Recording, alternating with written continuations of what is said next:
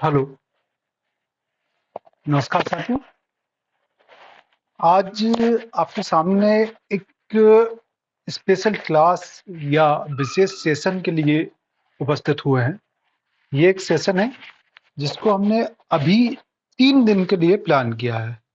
Mainly ये जो session है वो एमपीपीएससी के आंसर राइटिंग है उसको कैसे बेहतर कर सके उसके लिए है।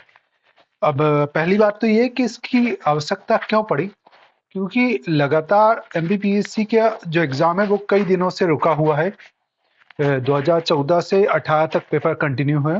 उसके बाद 19 का एग्ज़ाम हुआ, उसको दोबारा से एग्ज़ाम होना था, फिर शायद कुछ कोर्ट ने रोक लगा दी है। 2020 का रिजल्ट पेंडिंग है और 2021 का मेंस होने वाला है।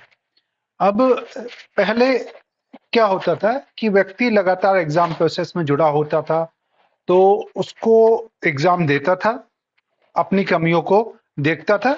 जब रिजल्ट आते थे उसके बाद में कॉपी देखने जा रहे हैं तो वहां पे अपनी कमियों को देखता था। उसके बाद वो अगले एग्जाम में फिर उसमें इम्प्रूवमेंट करता था, तो अगले एग्जाम तक सुधार हो पाता था। बहुत सारे लोगों के साथ ये प्रोसेस अपनाते थे, तो कई सारे लोगों की कॉपियों में लगातार सुधार आता था। अब हुआ क्या है कि 2019 के बाद एग्जाम फाइनल रिजल्ट आ नहीं पाए हैं और कई सारे लोगों ने 2019 में एग्जाम दिया, 2020 में एग्जाम दिया, 2021 का वो देने वाले हैं। बहुत सारे लोग ऐसे थे जो उन्होंने 19 में नहीं दिया या 20 में नहीं दिया, वो सीधे 21 का दे रहा है, या कोई एक आध बार पहले दिया लेकिन उनको अपनी कमियों का पता नहीं लग पाया।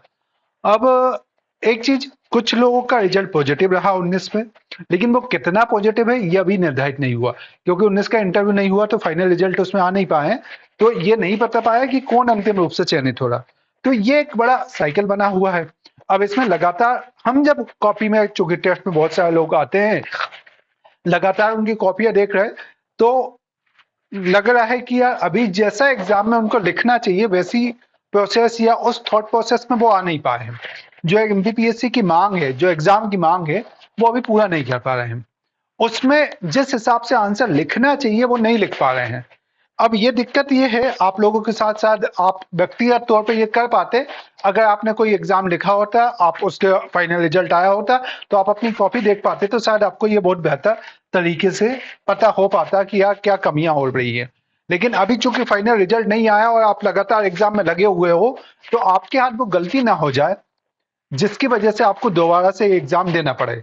वो गलतियां क्या, तो कई बार एग्जाम की प्रोसेस में ये देखा गया है कि एमपीपीएससी एक निर्धारित तरीके से उत्तरों को मांगता है, उस उत्तर की कोई डिमांड होती है, उस उत्तर में कुछ बुनियादी चीजें होनी चाहिए। तो आप में से बहुत सारे जो ऐसे साथी है जो अभी उन डिमांड को पूरा नहीं कर रहे, तो उन्हीं डिमांड को पूरा करने के लिए, उन्हीं मूलभूत मांगों को पूरा करने के लिए एक आंसर राइटिंग का सेशन रखा है। इस सेशन में प्रयास करेंगे कि हम उन सारी मांगों को यहाँ पे क्या कर सके, उन सारी मांगों को समझ सकें और समझने के बाद आप अपनी कॉपी में डाल सको। तो वैसा ये एक सेशन प्लान किया जो केवल और केवल एमपीपीएससी की आंसर राइटिंग पे फोकस रहेगा। मूल रूप से ये किसके लिए डिवाइड है, तो अभी जिनको एग्जाम देना है, खासकर 2021 में जिनको एग्जाम देना है, लेकिन उनके उनके उत्तरों में गुणवत्ता नहीं आ रही है, वो एक बात, या तो लिख ही नहीं रहे हैं, पहली बात, लिख रहे हैं तो बेहतर तरीके से नहीं लिख पा रहे हैं, उनके मार्क्स नहीं बढ़ पा रहा है, उनके कंटेंट अच्छा नहीं हो पा रहा है, तो उसके लिए उन बुनियादी चीजों को समझने के लिए ये सेशन प्लान किया गया है। ये टोटल 3 दिवसीय सेशन हमने अभी प्लान किया है। इसका ऑब्जेक्टिव है कि आप आंसर राइटिंग में, आपने चाहे आज तक एक भी उत्तर नहीं लिखा हो, उसके बाद आप उत्तर को लिखना कैसे शुरू कर सके, एक सबसे बुनियादी चीजें। और दूसरा, ऐसे लोग जिन्होंने पहले कई बार उत्तरों को लिख लिया या पूर्व की परीक्षा में वो भिन्न भिन्न पदों पर चयनित भी हो गए, तो वो भी कैसे उत्तर लिख सके, उन सारी ही बातों को समझने का प्रयास करेंगे। अर्थात एक जीरो के स्तर से, है ना, एक जीरो के स्तर से हम कैसे एक बेहतर उत्तर लिख सके जिससे अंतिम परीक्षा में चयन हो जाए, उसकी चर्चा यहाँ पे करने वाले हैं। तो ये 3 दिवसीय सेशन को इस हिसाब से प्लान किया गया है कि इसमें अलग अलग जो एमपीपीएससी के उत्तर की मांग होती है उनको समझने का प्रयास करेंगे। तो आप में से जो भी ज्वाइन करना चाहे वो उसको ज्वाइन कर सकते हैं। क्या पैटर्न रहेगा, तो मैं उसको एक यहाँ पे आपको बता दूं कि जैसे इसमें पहला दिन हमने प्लान किया है ना, पहले दिन जब आप आएंगे तो सबसे पहले प्रयास करेंगे कि आपसे कुछ उत्तर लिखवा लिया जाए। उस उत्तर लिखवा के देख लें, परीक्षण आप अपना स्वयं भी कर लें कि आप क्या लिख पा रहे थे पहले दिन, और फिर आखिरी दिन जब आप एंड करें तो फिर कुछ उत्तर लिखें और उसमें अपनी प्रोग्रेस को मेजर करेंगे कि क्या हम सीख पा रहे हैं। तो हम जो प्लान करने का भी प्लान किया है वो ये कि पहले दिन केवल और केवल चर्चा की जाएगी 11 और 5 अंक के उत्तरों को। देखिए आपको पता होगा जो भी इस वीडियो को देख रहे हैं, एमपीपीएससी मेंस में 3 प्रकार के उत्तर होते हैं, 3 मार्कर, 5 मार्कर, 11 मार्कर। तो पहले दिन चर्चा करेंगे कि 11 मार्कर और 5 मार्कर के प्रश्न क्या होते हैं, उन प्रश्नों को कैसे बेहतर लिखा जा सकता है। एक बात, कैसे बेहतर लिखने के लिए पहले जरूरी होता है कि हम प्रश्नों के कंपोनेंट को समझें कि प्रश्न में इंट्रो कैसा होना चाहिए, प्रश्न के अंदर बॉडी कैसे होना चाहिए, प्रश्न का कंक्लूजन कैसे होना चाहिए, इंट्रो कैसे के बाद कितना होना चाहिए, इंट्रो में कौन कौन सा शब्द आना चाहिए, बॉडी के कितने पार्ट होना चाहिए, सब पार्ट होना चाहिए, बॉडी के अंदर कौन कौन से कंपोनेंट आना चाहिए, साथ ही साथ कंक्लूजन में क्या आना चाहिए। उसके साथ ही साथ फिर हम देखेंगे कि आप जो इंट्रो को केवल कॉपी को भर देना नहीं। पहले के समय पे ये होता था कि केवल कॉपी भर दो आपका सिलेक्शन हो जाएगा, आज बिल्कुल नहीं होगा। आप ये भ्रम में हैं कि कॉपी भरने से सिलेक्शन होगा, तो नहीं, क्योंकि ज्यादातर लोगों में ये देखते हैं कि उनका ऑब्जेक्टिव केवल होता है कॉपी भरना, तो कॉपी भरने वाले भूल जाइए।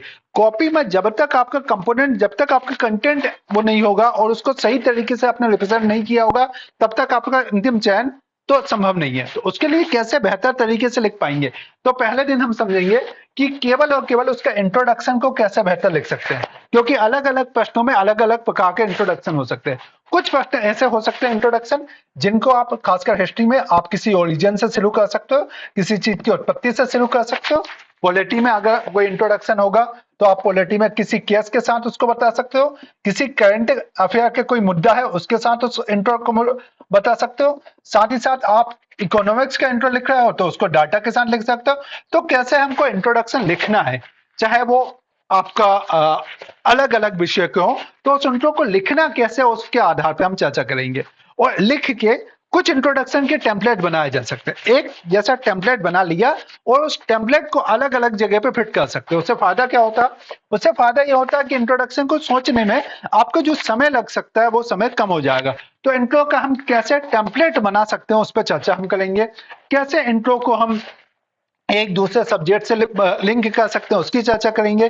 कैसे अगर हम इथिक्स को लिख रहे हैं तो इथिक्स का इंट्रो हम पॉलिटी से कैसे कनेक्ट कर सकते हैं, इकोनॉमिक्स का इंट्रो हम सोशल से कैसे कनेक्ट कर सकते हैं। अगर हम वहां पे देखें तो साइंस का इंट्रो जो है उसमें कैसे इंप्रूव कर सकते हैं, उसको कैसे बेहतर लिख सकते हैं, ये चर्चा पहले दिन हम पूरी करने वाले हैं। दूसरे दिन, पहले दिन केवल इसी पे चर्चा होगी। अच्छा, ये थोड़ा सा और देख लेते हैं कि जैसे उदाहरण के रूप में कि मानव विकास सूचकांक के मानदंड क्या होता है, किस प्रकार गणना होती है, पुराना प्रश्न है, या मध्य प्रदेश में जल संसाधन। तो ये प्रश्न जब लिखे, आपने देखे भी होंगे, तो इनको कैसे बेहतर लिख सकते हैं। आप मानव विकास मापदंड का निर्धारण कर रहे हैं तो इसमें कैसे हम करंट बेस्ड इंट्रोडक्शन जोड़ सकते हैं, या मध्य प्रदेश में जल संसाधन की समस्याओं का वर्णन है तो कैसे हम यहाँ पे डाटा बेस्ड इंट्रोडक्शन दे सकते हैं। तो उनके एक टेम्पलेट पे पहले दिन चर्चा की जाएगी। अगला अगर यहाँ पे देखें तो दूसरा दिन जो हमने इसमें निर्धारित किया वो किस प्रकार से पूरे प्रश्नों का बॉडी होना चाहिए, बॉडी के अंदर क्या क्या हेडिंग होना चाहिए, बॉडी के अंदर कौन सी सब हेडिंग होना चाहिए, है ना, बॉडी के अंदर कौन सी सब हेडिंग होना चाहिए। बॉडी के अंदर अगर हम देखें तो आपका डाटा का यूज कैसे करना है ना, बॉडी को कैसे इनहेंस करना है, इन सब चीजों पे चर्चा यहाँ पे की जाएगी दूसरे दिन के अंदर कि भाई बॉडी कैसे बेहतर हो सकती है। और बॉडी के लिए बहुत सारे टेम्पलेट, कि बॉडी में क्या है, बहुत सारे ऐसे शब्द है, ऐसे आपके प्रश्न आते हैं जिनमें एक जैसे टेम्पलेट का आप यूज करोगे तो आप बेहतर लिख सकते हो। लेकिन दिक्कत क्या होती है कि वो टेम्पलेट आपको पता नहीं है, तो उन टेम्पलेट को भी जनरेट करने का प्रयास करेंगे। अगर आपको 10 प्रश्न आए हैं 5 मार्कर में और 10 प्रश्न में से 4 प्रश्न का पहले से ही स्ट्रक्चर बना होगा तो आपको उन 4 प्रश्नों को लिखने में कम से कम 4 मिनट बचा सकते हो। वो 4 मिनट में आप दूसरी जगह दे सकते हो जिससे आपका क्या होगा, उत्तर बेहतर हो जाएगा। तो टेम्पलेट जनरेट करना बहुत ज्यादा जरूरी है, उन टेम्पलेट पे यूज करेंगे। साथ ही साथ कैसे हम 5 मार्कर के प्रश्नों में, 11 मार्कर के प्रश्नों में माइक्रो डायग्राम बना सकते हैं। माइक्रो डायग्राम को बनाने से आपके कंटेंट इंक्रीज होता है, उसके पे बात करेंगे। और साथ ही साथ हम एक टॉपिक को दूसरे टॉपिक के साथ किस प्रकार लिंक करेंगे उसकी चर्चा भी दूसरे दिन करने वाले हैं। तो ये दूसरे दिन का प्लान होगा। तीसरे दिन का जो इसमें है, अच्छा ये उदाहरण भी था भाई किस प्रकार से हम यहाँ पे करेंगे, तो उदाहरण को वहां पे देखेंगे। फिर उसके बाद तीसरे दिन में हम चर्चा करेंगे 3 मार्कर पर केवल और केवल यहाँ पे चर्चा होगी। अच्छा, दूसरे दिन में कंक्लूजन भी है, मतलब इन लोगों के साथ कंक्लूजन। कंक्लूजन कहाँ पे देना है, तो 11 मार्कर के लिए हम उसकी चर्चा कर लेंगे। तीसरे दिन में जो चर्चा होगी एमपीपीएससी की सबसे मुख्य जो जान है ना, वो होती है थीम आकर। आप थीम आकर को जितना बेहतर कर लोगे उतने बेहतर तरीके से आपको अंक मिलेंगे। तो थीम आकर को कैसे बेहतर लिख सकते हैं, चाहे वो मतलब हिस्ट्री के हो, ज्योग्राफी के हो, पॉलिटी के हो, तो उनको बेहतर कैसे लिख सकते हैं, तो उस पर चर्चा करेंगे। तो पहली बात कि थीम आकर के डिफरेंट टाइप के प्रश्न कैसे होते हैं। थीम आकर में अगर अपन देखें तो नाउन टाइप के प्रश्न क्या होते हैं, डेफिनेशन टाइप के प्रश्न क्या होते हैं, है ना। अगर मैं देखूं तो डिफरेंशिएट टाइप के प्रश्न क्या होते हैं, अगर मैं देखूं तो सिंगल लाइनर प्रश्न क्या होते हैं, अगर मैं आपको बताऊं तो थीम बेसिस के प्रश्न क्या होते हैं। इन पे चर्चा करने का प्रयास करेंगे कि थीम आकर में डिफरेंट टाइप के प्रश्न क्या होते हैं। एक बार थीम आकर में अगर नाउन टाइप के प्रश्न आ रहा है तो नाउन टाइप के लिए कौन कौन सा टेम्पलेट यूज किया जा सकता है, कौन सा फिल इन द ब्लैंक, मतलब मैं उनको सीधे बोलता हूं कि आपको एक टेम्पलेट दे देंगे, उस टेम्पलेट के अंदर आपको क्या क्या कंटेंट लिखना, तो उसकी चर्चा करेंगे।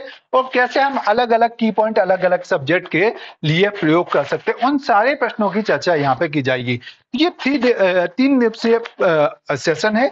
इस सेशन में आप कैसे अपने उत्तर को बेहतर कर सकते हो उस पर भी चर्चा कर सकते हैं। साथ ही साथ अगर आप इस सेशन को ज्वाइन करना चाहते हैं तो आप यहाँ पे आए, और आपको एग्जाम में, खासकर मुख्य परीक्षा के एग्जाम में कोई भी समस्या आ रही है तो आप सेंटर पे आ सकते हैं। एमपी नगर सेंटर पे भोपाल में आप आ सकते हैं, और यहाँ पे आप अपनी कॉपियों को लेके आए ताकि हम उन कॉपियों को समझ सके कि आपकी समस्या का स्तर है क्या, आपको कुछ स्पेसिफिक पोर्शन में समस्या आ रही और हम उसको कैसे समाधान कर सकते हैं। तो आप जब भी आए तो प्रयास करें कि आप अपनी कॉपियों को भी साथ में लेके आए। बाकी तो इस सेशन को शुरुआत करने से पहले कुछ प्रश्न दिए जाएंगे और उन पे एक प्रकार से उत्तर लिखवाने का प्रयास करेंगे।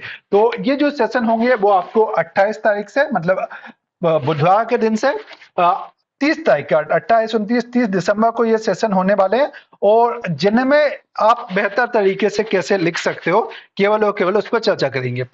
ऑफलाइन ऑनलाइन दोनों ही उपलब्ध रहेंगे, लेकिन आप अगर ऑफलाइन हो सके तो बेहतर रहेगा, आपकी गुणवत्ता को बढ़ाने में ये मदद करेगा। तो मिलते हैं इसके लिए 28 तारीख को। आप अपनी पुरानी कॉपियों को लेके आएंगे, अगर आपने पहले लिखा है, पहले आपको इंटरव्यू कॉल हुआ, पहले आप सेलेक्ट हुए, या आपने पहले कहीं पे टेस्ट में लिखा है, तो वो अपनी कॉपियों को आप लेके आइए ताकि हम इससे समझ सके कि किस प्रकार एक उत्तर को बेहतर किया जा सकता है। तो मिलते हैं 28 तारीख को। धन्यवाद आप सभी का। धन्यवाद।